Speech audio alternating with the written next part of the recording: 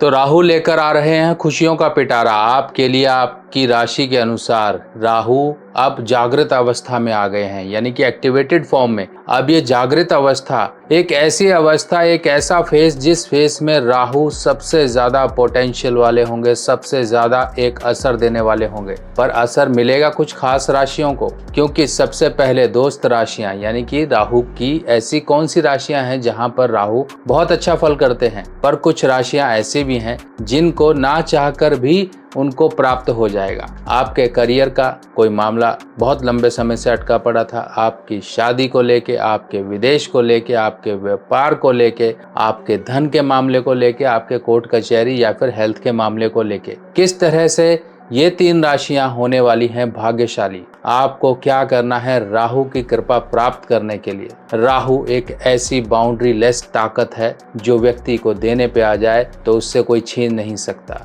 इसी प्रकार से आपके लिए भी राहु बहुत कुछ लेकर आए हैं खुशियों के पिटारे में। बस वो हासिल कैसे करना है, चलिए समझते हैं।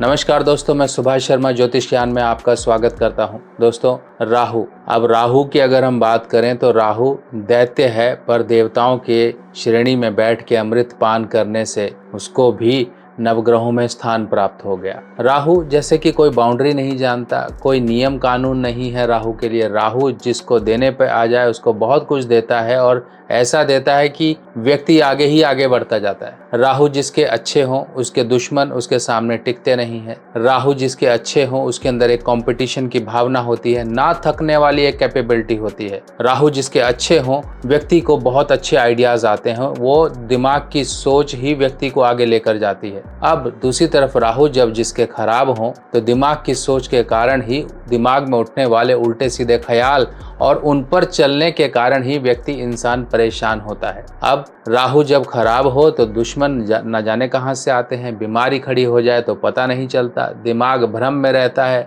इल्यूजन रहता है, एक लाइफ में क्लियर पाथ यानी कि अपना जीवन में लक्ष्य समझ नहीं आता है। तो सोचिए, एक ही सिक्के के दो पहलू हैं। अब ये जागे कैसे हैं राहु, पहले ये समझिए। जैसा कि हम जानते हैं हर एक ग्रह के एक अंश होते हैं। अंश मतलब हमारी जैसे जिस प्रकार से एक अवस्था होती है, एक बाल्यकाल अवस्था होती है, एक युवा अवस्था होती है, एक वृद्ध अवस्था होती है, फिर एक हमारी लास्ट फेज जो होती है वो मृत अवस्था होती है। इसी प्रकार से ग्रहों की भी अवस्थाओं के बारे में कहा गया है कि कौन सी अवस्था में ग्रह आकर एक शुभ परिणाम देने वाला बन जाता है। मान लीजिए आपको अपना घर बिल्डिंग बनानी है, तो आप क्या बूढ़े बूढ़े लोग, शरीर से कमजोर लोगों को, लेबर को आप वहां पर अपॉइंट करोगे कि भैया मैंने मकान बनाना है? नहीं करोगे। आपको जिस तरह का जैसा काम होता है उसी प्रकार से शारीरिक क्षमता वाले लोग भी चाहिए। इसी प्रकार से जो राहु हैं पहले तो सोए हुए थे कि हाँ चल रहा है दुनिया में जो कुछ चल रहा है, उस प्रकार से आपके लिए वो सोए हुए थे, क्योंकि आपकी कुंडली में राहु किस अंश पर हैं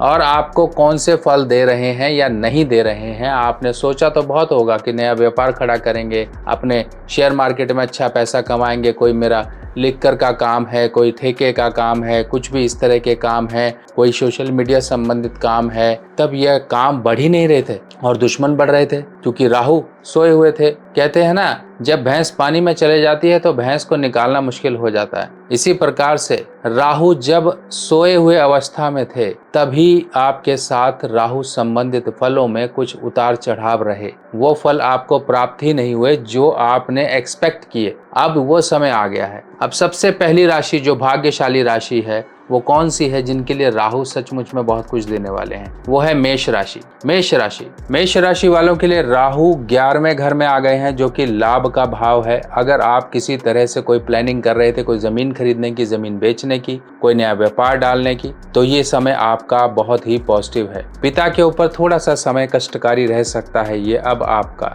क्योंकि अचानक दिक्कतें ये पिता के ऊपर लेकर आता है अगर व्यक्ति अपने राहु को बिगाड़ ले, जैसे कि गलत खान पीन या किसी की झूठी गवाही देना राहु के खराब फलों की तरफ आपको लेकर जाता है। इसीलिए किसी की झूठी गवाही मत दें, किसी के लिए आप गलत भावना मत रखें, किसी का अहित करने की भावना मत रखें, तो राहु आपको अच्छे आइडियाज देगा जिससे कि आप आगे बढ़ते जाओगे। अच्छे फल प्राप्त करने के लिए आपको क्या करना है, 2 नारियल। अगर मान लीजिए बुरे फल प्राप्त हो रहे थे, आपको राहु को शुभ करना है, 2 नारियल आप लीजिए और 43 कॉइन्स, रांगा कॉइन जिन्हें कहा जाता है, इनको एक साथ बुधवार के दिन जल प्रवाह कर दें कुछ समय के लिए। लगभग ये आपके लगभग अभी 16 महीने ऐसे हैं, लगभग ये अभी आपके 6 महीने ऐसे हैं जिस समय में राहु आपके लिए बहुत कुछ अच्छा देने वाला है। तो आप एक लोहे का कड़ा जो आपको मार्केट में मिलता है, मंदिर वगैरह के बाहर आपको मिल जाता है, या कहीं पर भी जो पूजा पाठ की दुकान है वहां से आपको स्टील या लोहे का कड़ा मिलेगा, वो आप धारण करिए। आपको देखिए कितना अच्छा लाभ मिलेगा, राहु आपके लिए अच्छे फल देंगे। 2 नारियल और 43 कॉइन्स आप जल प्रवाह करें बुधवार या शनिवार के दिन, या फिर अपने घर के आसपास के मंदिर में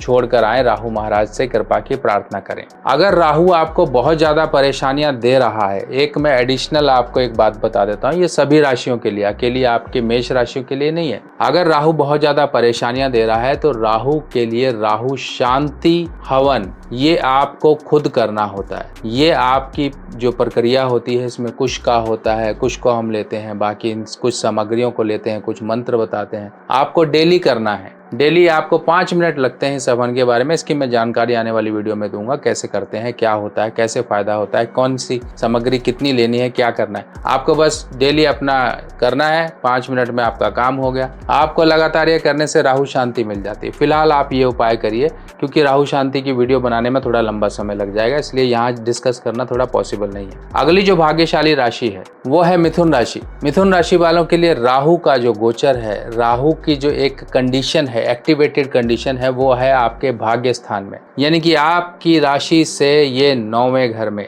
9वां घर भाग्य स्थान होता है। अब आगे बढ़े, राशि और लगन ये आप इसके अनुसार देख सकते हो। अगर आपको ये भी नहीं पता तो अपनी नाम राशि से भी आप ये देख सकते हो। सिंपल सा एक जो लॉजिक है, इस प्रकार से चलिए। आपके भाग्य स्थान में आ गए हैं। अब आपके भाग्य संबंधित जो आपको असफलताएं मिल रही थी, राहु आपके भाग्य को सपोर्ट नहीं कर रहे थे, तो इस समय सपोर्ट करेंगे। राहु के लिए बहुत ही अच्छा है कि इस समय में आप विदेश संबंधित, इंपोर्ट एक्सपोर्ट संबंधित कोई व्यापार, कोई ट्रांसफर, किसी प्रकार से यात्राएं, किसी प्रकार से धार्मिक यात्राएं, ये सब चीजों में इस समय वृद्धि होगी। पिता संबंधित मिलने वाले सुखों में, पिता संबंधित मिलने वाले फायदों में आपका ये समय अच्छा है। शेयर मार्केट में आप बहुत सी चीजें ऐसी अनुभव करोगे जो आपने पहले अनुभव नहीं की। पहले आपको लगता था कि यार बढ़ नहीं पा रहे हैं, नुकसान बहुत झेला, पर अब आपका समय अच्छा है। पर ये राहु अच्छे तभी रहेंगे जब आपको एक छोटा काम करना पड़ेगा। आपको अपने माथे पर और अपने चोटी, जहाँ पर चोटी होती है, बोदी वाला जो स्थान होता है, वहां पर अपने केसर लगानी है। और अपने घर का मध्य भाग, अपने घर का सेंटर पॉइंट, जहां पर आप जैसे बरामदा जिसे कहते हैं, उस पॉइंट में आप गंदगी मत रहने दें। वहां पे सेंटर पॉइंट को साफ रखें और हो सके तो केसर मिला हुआ जल वहां पर कभी कभी छिड़काव कर दें। नहीं तो आप केसर इत्र भी आता है, केसर इत्र स्प्रे बॉटल भी आती है, आप वो भी स्प्रे कर सकते हैं। भूमि पर स्प्रे, जमीन पर स्प्रे करना है। आप ये करते रहिए, देखिए आपका 9वां घर कैसे एक्टिवेट हो जाएगा और आपको बहुत कुछ प्राप्त हो जाएगा। अगली राशि है मीन राशि। अब मीन राशि वाले, अगर मान लीजिए आपकी शादी नहीं हो रही थी, आपकी बीमारी नहीं हट रही थी, आपका नुकसान बहुत हो रहा था, आए दिन नुकसान, कुछ ना कुछ इस तरह की परेशानियां, आपके व्यापार में घाटे हो रहे थे, यानी कि कुछ ना कुछ देनदारी बेमतलब की आपके साथ लगी हुई थी, तब आपको ये थोड़ा समय राहत देने वाला आया है। राहु आपकी बीमारी से आपका पीछा छुड़ाएगा, राहु आपके नुकसान जो हो रहे थे उनसे बचाएगा, राहु आपका विवाह कराएगा। राहु को ब्याहू भी कहा जाता है। और 12वां घर खर्चे का है। अब शादी ब्याह होता है तो खर्चा तो होता ही है, पर गलत कामों में खर्चा जो हो रहा था वो बुरे राहु के कारण हो रहा था। राहु आपकी नींद उड़ा रहा था, राहु आपको रात को सोने नहीं दे रहा था, दिमाग आपका झुंझलाया हुआ था, परेशान था। तो अब ये समय अच्छा आया हुआ है। पर ये अच्छे समय को और अच्छा कैसे करना, अपने बेडरूम में आप एक कांच की कटोरी में भीमसेनी कपूर डालकर रख दीजिए, कहीं पर भी सजा के रख दीजिए, छुपा के रख दीजिए, कहीं पर भी। आपको ये परमानेंट रखे रहने देना। 4-5 दिन बाद फिर ये पुराना वाला हटाओ, जो भी उड़ गया है, थोड़ा बहुत बचा, पुराना वाला हटाओ, नया वाला फिर से भर के रख दो। इसी तरह से आप ये करते रहें, जिससे कि आपका राहु एक्टिवेट हो और आपको अब शुभ फल की तरफ वो चल पड़े, शुभ फल की तरफ। आपने एक दवाई, कोई भी होती है, दवाई की एक डोज होती है। अगर मान लीजिए लीजिए वो डोज हम नॉर्मल तरीके से लेंगे तो हमको फायदा करेगी, अगर ओवरडोज हो जाए तो नुकसान कर देती है। इसी प्रकार से राहु जब वो डोज वाली कंडीशन में आते हैं तभी फायदा देते हैं। चाहे आप कुछ भी करते रहो, जिस ग्रह ने कुछ नहीं देना है वो कुछ नहीं देंगे, वो परेशानी ही देंगे। पर ये समय अब आपको लेने का उनसे आया हुआ है, तो लेने का आया हुआ तो आपको एक्टिवेट होना पड़ेगा। राहु तो एक्टिवेट हो ही गए हैं, अगर आप एक्टिवेट हो गए उनसे लेने के लिए प्रार्थना करके, उनसे आशीर्वाद मांगकर, उनके उपाय कुछ करके, तो आपको बहुत कुछ मिल जाएगा। वरना समय यूं ही आता है चला जाता है, प्रकृति का चक्र है, घूमता है चला जाता है। इसी प्रकार से अगर हम समय पर कुछ कार्य कर लें तो उनका फायदा हमको 100% मिलता ही मिलता है। बाकी राहु को शुभ रखना बहुत जरूरी है। इसके लिए आप इस तरह से मच्छमणि जिसे कहा जाता है, मच्छमणि को मकर ध्वज मणि भी कहा जाता है। पाताल लोक के राजा मकर ध्वज मच्छमणि उनके गले में थी। जो मच्छमणि उनकी मकर ध्वज की माँ मछली थी, उन्होंने अपने पास से मणि मकर ध्वज को दी थी। मकर ध्वज को कोई नहीं हरा पाया। इसी प्रकार से राहु को भी कोई नहीं हरा पाता, हरा नहीं पाता, बस कंट्रोल किया जा सकता है, क्योंकि राहु तो अमृत प्रदान हो चुका है राहु को। अभी राहु जो ऊर्जा है, कहते हैं ना कि घर परिवार में 4-5 लोग हैं पर एक व्यक्ति कुछ ज्यादा ही उजड़ टाइप का है, उसके मन के अनुसार कभी कभी कुछ करना पड़ जाता है। इसी प्रकार से राहु को शुभ करना है तो मन को खुश करना पड़ेगा। राहु को खुश कर लिया तो जो आप सोचते हो उससे तो बहुत ज्यादा मिल जाता है, और बहुत से लोगों को मिलता भी है। कहते हैं ना, प्रभु दिया तूने इतना जितनी मेरी झोली भी न थी, यानी कि झोली से भी बड़ा मिल जाता है। ये है राहु की शक्ति। इसीलिए राहु को शुभ करने के लिए, अच्छा रखने के लिए आप गोमेद पहनो चाहे कुछ भी पहनो, पर जो मच्छमणि आपको दे सकती है वो कुछ और नहीं दे सकती। इतना इसमें शक्ति होती है। ये शक्ति को आप एक्टिवेटेड फॉर्म में, एक एनर्जाइज फॉर्म में एक आप मच्छमणि को धारण करिए गले में, लॉकेट में, देखिए कितना फायदा मिलेगा। क्या आप भी परेशान हो कि जेब में पैसा नहीं है और मैं कुंडली कैसे दिखाऊं, अपने उपाय कैसे करूं? आप सभी लोगों की सुविधा के लिए मैं लेकर आया हूं बजट रिपोर्ट।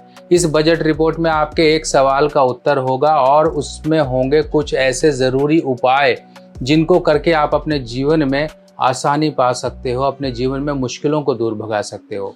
पैसे ना होने के अभाव में आप कुंडली नहीं दिखा पा रहे थे, आप अपनी परेशानियों से नहीं निकल पा रहे थे, तो इन सब परेशानियों का उपाय आपके जीवन में, चाहे कैसी भी परेशानी हो, चाहे कर्जा नहीं उतर रहा, शादी नहीं हो रही, आपके जीवन में कोई अचानक से मुसीबत आके खड़ी हो गई है, कोर्ट कचहरी नहीं हट रही है, बीमारी नहीं हट रही है, इस तरह के कोई भी सवालों का जवाब आप अपनी बजट रिपोर्ट में पा सकते हो। ये बजट रिपोर्ट लगभग 4 से 5 पेज की बजट रिपोर्ट PDF रिपोर्ट होगी, जिसको कि आपके व्हाट्सएप पर भेजा जाएगा। इस रिपोर्ट में आपके एक सवाल का उत्तर और अन्य जरूरी उपाय भी लिखकर आपको दिए जाएंगे। रिपोर्ट का शुल्क मात्र आप सभी लोगों के लिए, सबकी जेब पर हल्का रहे, किसी को भी ये भारी ना पड़े, इसके लिए इसका शुल्क रखा गया है 390 रुपए, यानी कि 390 रुपीज। आप जिसको भी अपनी रिपोर्ट बनवानी है, आप लिखिए मुझे बजट रिपोर्ट बनवानी है और मेरे व्हाट्सएप पर भेज दीजिए। बाकी जानकारी आपकी व्हाट्सएप पर ले ली जाएगी। तो दूर करिए अपने जीवन की परेशानियां, पाएं बजट रिपोर्ट से अपने जीवन में समाधान। बाकी इस तरह की और भी जानकारियां, ग्रहों का गोचर है, सब कुछ है, इनके लिए भी प्रिपरेशन चल रही है, आपको आने वाली वीडियोस में बताया जाएगा। मिलते हैं, तब तक के लिए अपने सुभाष भाई को आज्ञा दीजिए। नमस्कार।